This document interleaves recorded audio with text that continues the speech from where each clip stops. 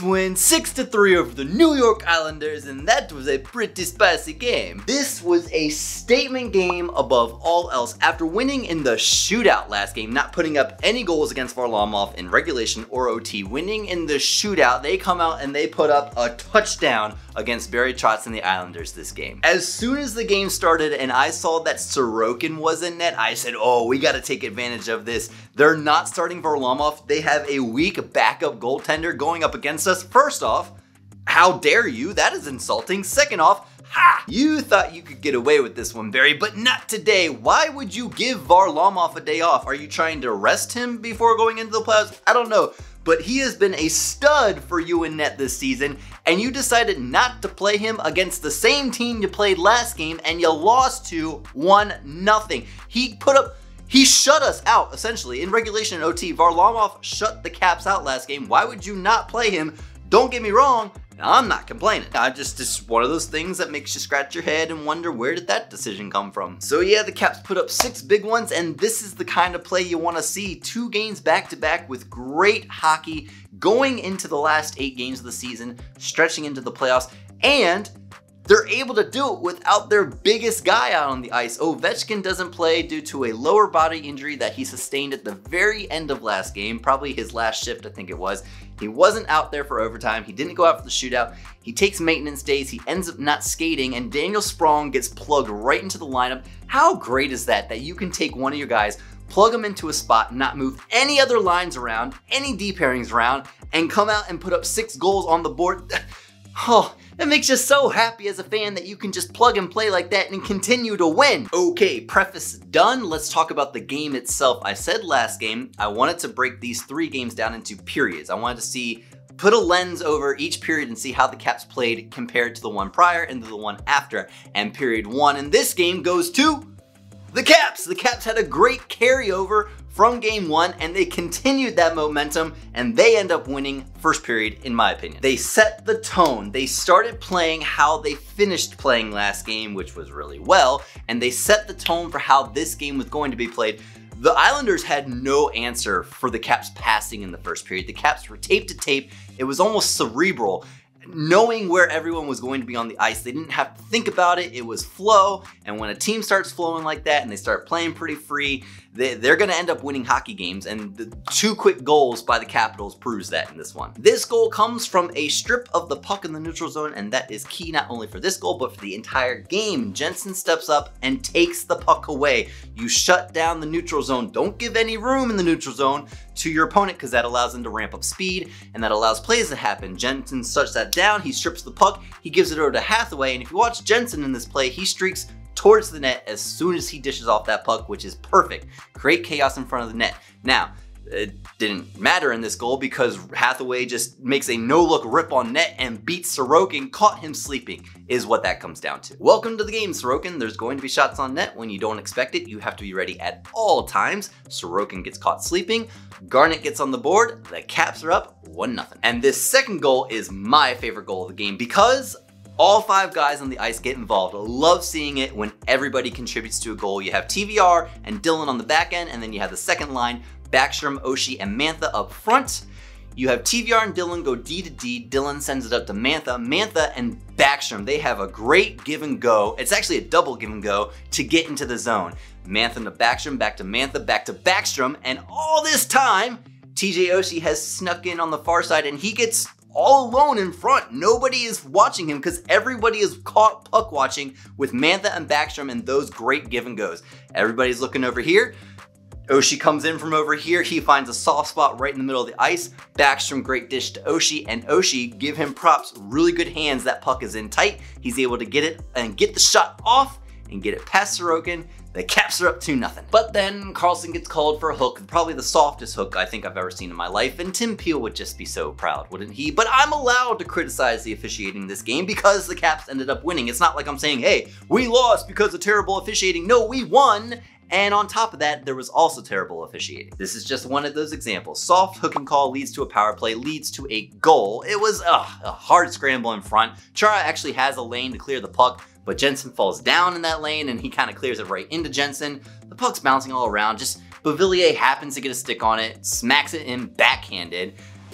The Islanders get on the board, it's 2-1. And that's how the first period ends. So moving on to the second period winner is, well, this one's kind of close. I'm gonna go ahead and give it to the Islanders just because overall, I do think they played a slightly better period. It was 8 to 7 shots, I believe, in that period in favor of the Islanders, but I don't want shots on net to be the only stat that I look at to determine who wins a period. The Islanders definitely started this period better, but the Caps didn't let that go for long. And if I had to determine who was going to win this, I mean, it was almost 50-50, but I have to decide who won the period, and I'm gonna give it to the Islanders just because I feel like they played a little bit better for a little bit longer. So yeah, Caps get their first power play look of the period, and goal goes to the Islanders. It's a shorthanded goal for Pelech. Oh man, this is terrible. This was really, really bad by Samsonov. A terrible line change, first off, on the power play. The power play looked completely lost without Ovechkin. I don't know what's going on there. Let's hope that does not continue if we ever go any more games without Ovechkin. That was pathetic. But this cannot happen. It's a lazy line change. Pelech has all day to walk through the neutral zone. What did we just talk about earlier? Shut down the neutral zone. He has all day to walk through the neutral zone, and he's like, sure, I'm just gonna rip it on net. Samsonov gets caught sleeping. I understand that puck is bouncing and rolling a little bit. It's a hard, low shot, but Samsonov, you gotta save that, brother. It's a shorthanded goal from the blue line. It's a tie game 2-2. But then the fourth line comes up huge. Nick Dowd off of a broken play. The Caps enter the zone. Passes aren't connecting. The puck's bouncing all around. Dowd gets the puck and he just turns around and rips it. And Sorokin kind of caught sleeping again. The puck goes in. It's 3-2 Caps. And this is where the ice starts turning back in the favor of the Caps. I said earlier, the Islanders started this period better for sure, but the Caps didn't let it go for long. This next goal is a prime example of how much pressure the Caps started pushing back on the Islanders with. The Islanders are caught out for a long shift. They are very, very tired. They get to neutral zone and they're gonna try and dump it and get off for a change, but Dylan steps up and takes away the neutral zone. Shutting down the neutral zone is key. He makes the turnover happen, and because the Islanders are out for a long shift, they can't keep up with the transition the other way. Dylan up to Kuznetsov into the zone. He has a 2-on-1 with Sprong breaking on the other side. Kuznetsov gets the puck over to Sprong. Sprong buries it. The Caps have their 2-goal lead back. It's 4-2 Caps. Props to Sprong on this one because Bailey on the back check actually gets a stick on that pass from Kuznetsov, but Sprong is able to stay on the puck hard enough and get the shot on the puck hard enough to still send it to the back of the net. Ugh. What a great game by him. Okay, but then the refs can't let the game get too far away from everyone, so they just call a hold on Orlov. I agree with the hold on Orlov here. What I don't agree with is the power play because this should have been 4-on-4 and you cannot change my mind. Yes, Orlov commits a hold on Palmieri. I will not argue that. What the problem is that in the delayed penalty time, Eller gets tripped in the corner.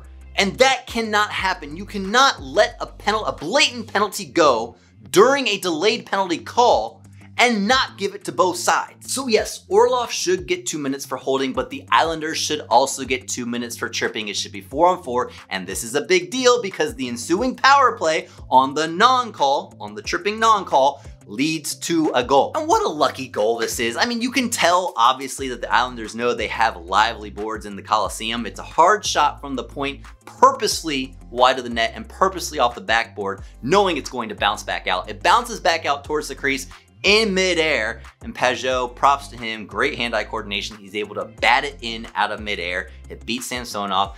The Islanders are back within 1, but it should not have been that way because it should have been 4-on-4 in the first place. So yeah, second period ends at 4-3. Both teams have 2 goals in that period. I'm going to give the win to that period to the Islanders. I think they played a little bit better for a little bit longer. We've talked about it enough. Moving on to period 3. The winner of period 3 is absolutely the Washington Capitals. Despite giving up that power play goal on a terrible non-call, the Caps were able to rally in the third and put this one away.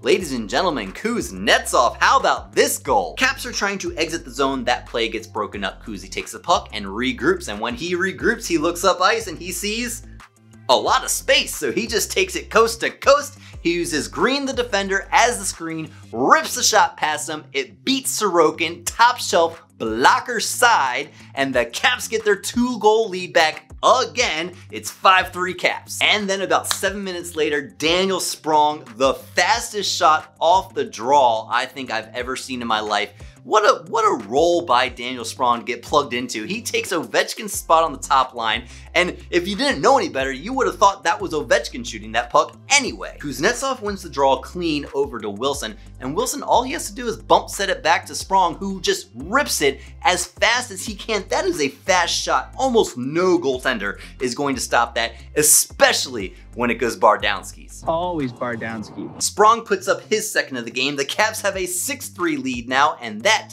is where this one ends. The final buzzer sounds. The Caps take away a win, 6-3, and they are 2 for 2 on the Isle in this small series. They come back to Capital One Arena to try and take 3 for 3, and guess what? This is now the first time fans will be allowed back in the arena to watch our Capitals play this season. And that is where I want to finish this video, talking about how excited I am that hockey is coming back to live crowds. Finally, the Caps are coming home and they're able to play in front of our live Rock the Red fans. I can't wait to go to games again. I'm trying my darndest to go to Tuesday's game. I don't have a ticket yet being the key word, yet. I am trying my darndest to get a ticket to that game because I want to be there so badly, but if I can't, I'm still so excited that they are allowing fans back in the arena to rock the red, to unleash the fury, to scream at the top of their lungs when Ovechkin scores a goal, when anybody scores a goal, just to scream and shout and cheer on our boys with other fans like us. What a great time to be a fan. What a great time to be just a hockey fan. What a great time. Anytime's a good time to be a hockey fan. What am I talking about? I love coming into this part of the season where we're looking forward to the playoffs and we're just, we're getting amped up. You know, the playoffs feel different. So the Caps need to keep this one rolling. And if they do, we have great things to look forward to in about 2 weeks' time. But what do I know? I'm just a fan. Hey, if you like this video, smash that thumbs up button for me. It goes a long way towards helping the channel. And if you enjoyed your time here, consider subscribing to the channel. I'd love to see you come back. And as always, let's go Caps!